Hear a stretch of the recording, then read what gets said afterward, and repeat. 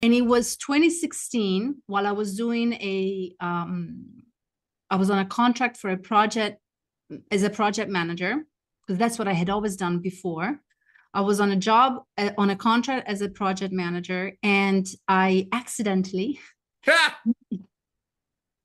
at a meeting with so many people, this guy comes up to me, and he is now, all these years later, he's still my mentor.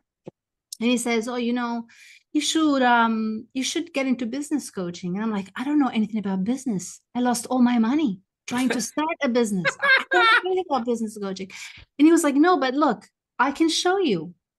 And so he kind of took me under his wing, and he did a behavior mapping test in 2016 to show me exactly, and we'll dive into that. But this test was an eye opener because I thought I was so good at a bunch of stuff, but I wasn't really good at other stuff.